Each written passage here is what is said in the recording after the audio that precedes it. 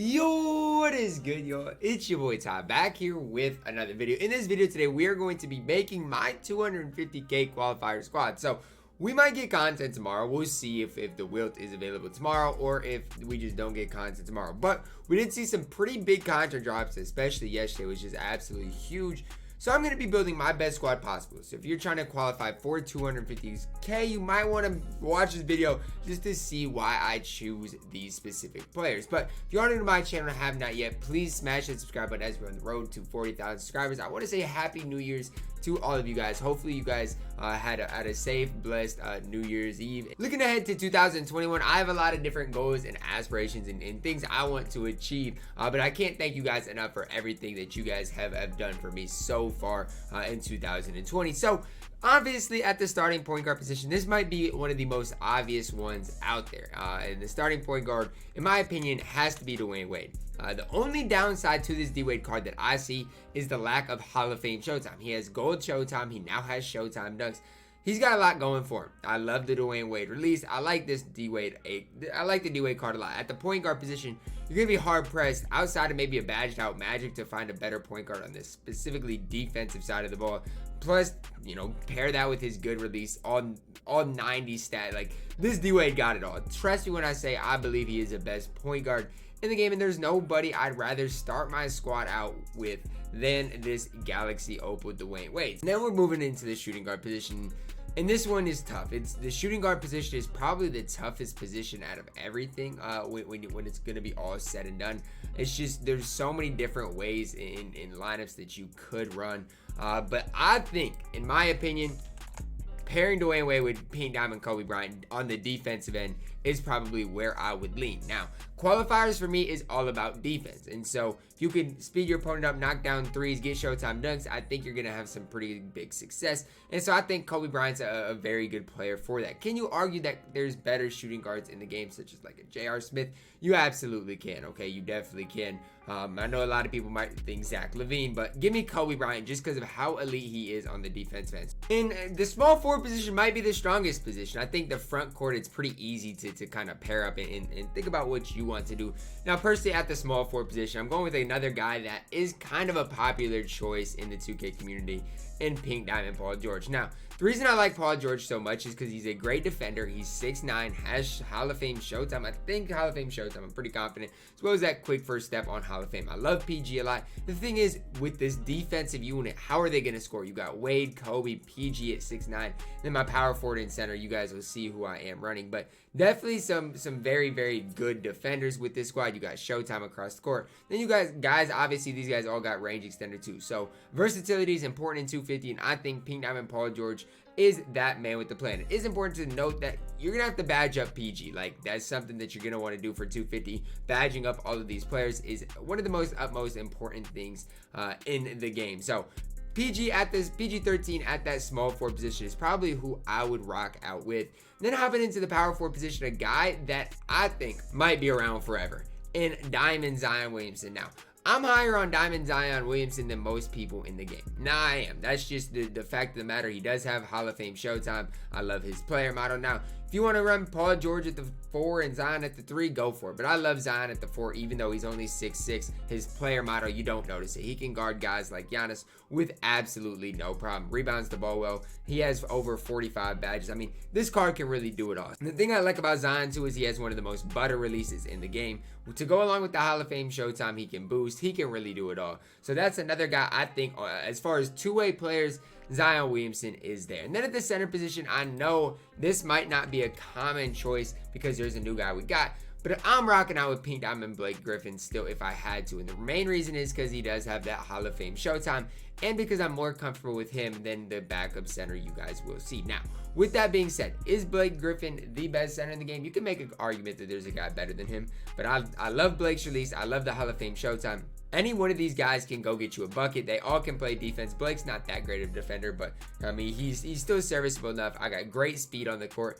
And Zion and Blake, I ran them in the last qualifier. Everybody else is honestly new. So that's the starting 5 that I would go out there with. And the main reason, honestly, is because if somebody has this lineup, you're already shaking. Like, you're already nervous. And so I think that's a big reason why I would run this specific starting 5. And then when we're looking at the bench The backup point guard position, this might be another unpopular opinion. I know we got Baron Davis, I know there's John Stockton, but I'm going Pink Diamond Derrick Rose. The reason I'm doing this, again, Hall of Fame Showtime. I'm more comfortable with Derrick Rose than I am with Baron Davis. Baron Davis doesn't even have Showtime dunks, so his Showtime, throw it out the window. Things like that matter when you're picking your squad, and right now I'm more comfortable with Derrick Rose. I think he just is that slight bit better than Baron Davis on the offensive end. John Stockton, you could definitely throw him in there. After D Rose and Baron, John Stockton would be the next guy on my list. Now, you can still run Steph Curry because it is quals and he can be very, very cheesy on this rookie difficulty. So there's a lot of different options and ways you could go. But for me personally, Derrick Rose is the guy I would go with. Now, at the backup shooting guard position, I'm going to give you two options here. And the reason I'm going to give you two options, you guys will see why. So if you locked in for this guy right here, I'm going to tell you to run it. Now, when J.R. Smith first came out, I didn't love the card. I didn't love him because he is missing some key shooting badges. He's not perfect by any means, okay? But the thing is, he does have Hall of Fame Showtime, has Hall of Fame range, can burst, has a good release. And he's a good defender. He has got a lot going for him. So if you have JR, play him. Also, just kind of because of the fear factor, he's a lot scary to play against. Then the other guy that I personally would run is Grant Hill. Now, the reason I personally would run Grant Hill compared to JR is because I'm more comfortable with Grant Hill. He's a little bit taller, probably that little bit better of a defender. So that's probably who I personally would run. But if you have J.R. Smith, I'd be foolish not to tell you to run him. I mean, it just wouldn't make sense if you didn't run him. And so that's personally who I would rock out with. If I had JR, that's who I'd rock out with, but I've been running Grant Hill for the past month and a half. So for me personally, I'd go Grant Hill, but if you got JR, make sure to go with him. And then at the small forward position, we got a guy that came out with PG-13. Kind of gives you those flashback vibes in Andre Kirilenko. Now, I know a lot of people are saying, Ty, who's better, AK or Larry Bird? Well, here's the issue. They give you two completely different things. AK is a better defender, way better defender, but Larry Bird has Hall of Fame range. So as far as just a pure shooter, Larry Bird's way better than AK. It's not even close. Larry Bird is the best pure shooter in the game. The shooting badges that he has don't compare to anybody else in 2K. And so that's the thing. If you got a guy like AK, who in my opinion is a better two-way player than Larry Bird, I think he works perfect at this small forward position. I know I've ran Cam Reddish at small forward for a long time, but Cam Reddish just can't quite make the cut in this type of environment with these types of players. Remember, this is the best of the best. So that's why I'm giving the nod to AK over those guys at the small forward position.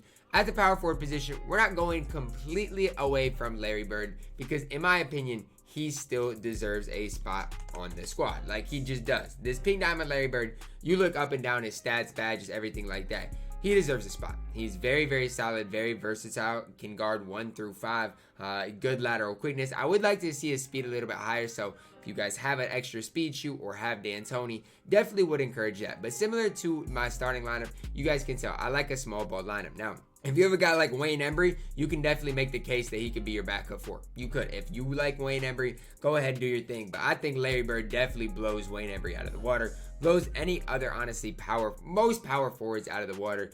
This Larry Bird card is absolutely elite. His release is kind of different.